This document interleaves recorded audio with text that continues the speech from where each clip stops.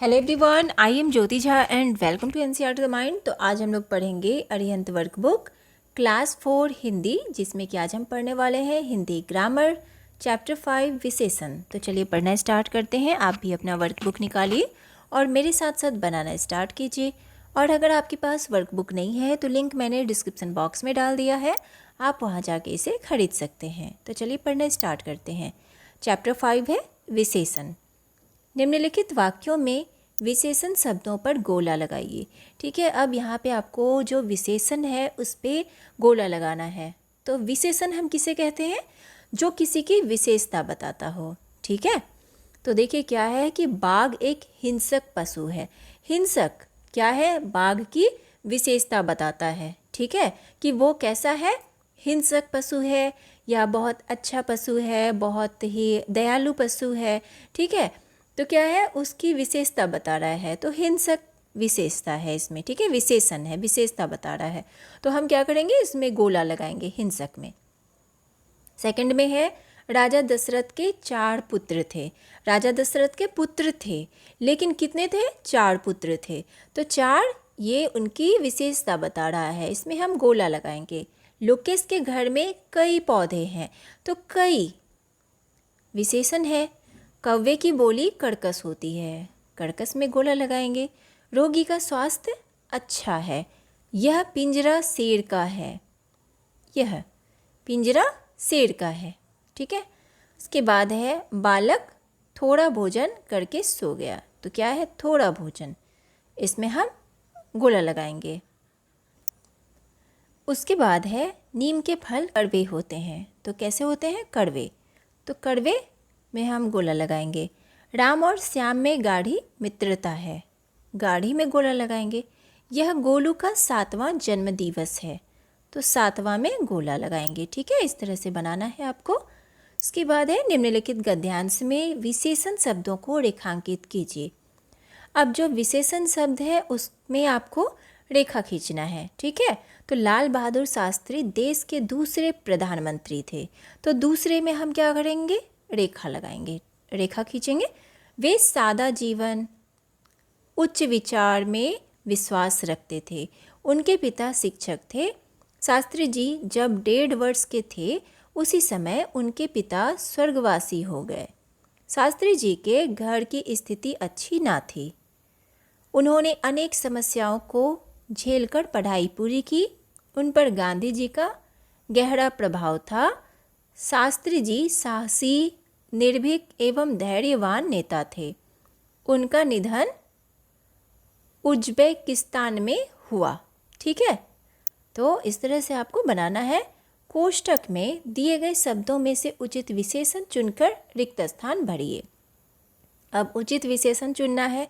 तो शरीर में अनगिनत छिद्र होते हैं। क्या होगा? अनगिनत। त्रिभुज 3 भुजाओं से घिरा होता है। गेंदें गोल होती हैं। बच्चे भोले होते हैं। हिमालय सबसे ऊंचा पर्वत है। दीपक 6ठी कक्षा का विद्यार्थी है। ठीक है, निम्न वाक्यों में विशेषण शब्दों को मोटे आकार में दर्शाया गया है। सामने दिए गए कोष्ठकों में उनके भेद लिखिए। ठीक है, तो यहाँ पे देखिए राजा ऊंचे सिंहासन पर बैठा है। तो ऊंचे ये जो है ना, ये विशेषण है जिसे कि मोटे अक्षरों में, मोटे शब्दों में लिखा गया है। ठीक है, अब इसका आपको जो है ना भेद बताना है। ठीक है, क्या लिखा है? निम्न वाक्यों में विशेषण शब्दों को मोटे आकार में दर्शाया गया है। सामने दिए गए कोष्ठकों में उनके भेद लिखिए। तो ये कौन सा इसका भेद होगा? गुणवाचक। ठीक है, क्योंकि इसमें गुण बताया जा रहा है। राजा ऊंचे सिंहासन पर बैठा है, तो ये गुण बताया जा रहा है। आज मौसम सुहावना है। तो सुहावना क्या है? गुण बता रहा है, गुणवाचक। अखिल ने 10 रुपये खर्च किए। 10 रुपये यानी कि यहाँ पे क्या बताया जा रहा है? संख्या बताया जा रहा है। तो संख्यावाचक है। ठीक है, कलवा का बीमार कुत्ता चल बसा। अब बीमार क्या है? गुणवाचक। रसोइये को 3 पाव सत्तू चाहिए। 3 पाव। ठीक है, यानी कि ये परिमाणवाचक, परिमाण, ये माप बताया जा रहा है। ठीक है, 3 पाव। ठीक है, बंदर इसी डाल पर बैठा था। तो क्या होगा? सार्वनामिक सार्वनामिक विशेषण है ये। टोकरी में कुछ फल रखे हैं तो कुछ संख्यावाचक, यह पैसा किसका है तो सार्वनामिक, मेरी बहन दूसरी कक्षा की छात्रा है तो संख्यावाचक, गमलों में रंग बिरंगे फूल हैं तो रंग बिरंगे गुणवाचक। निम्नलिखित गद्यांश में से विशेषण शब्दों को छांटिए और उन्हें उनके भेदों के आधार पर उचित वर्ग में लिखिए। ठीक है, तो देखिए इस अहाते में 10 किले हैं, इनमें कई किले अति सुंदर हैं। उन किलों में राजमहल सबसे आलीशान है। उसके आकर्षक द्वार के दोनों ओर एक एक द्वारपाल खड़ा है। द्वारपालों की लंबाई 6 फुट है। उन्होंने दाएं हाथ में 5 फुट लंबी तलवार पकड़ रखी है। वहीं पास में 2 बड़े बड़े घड़े रखे हैं। पहला घड़ा आधा मीटर कपड़े से ढका है, दूसरे घड़े के ऊपर 4 मीटर कपड़ा लिपटा है।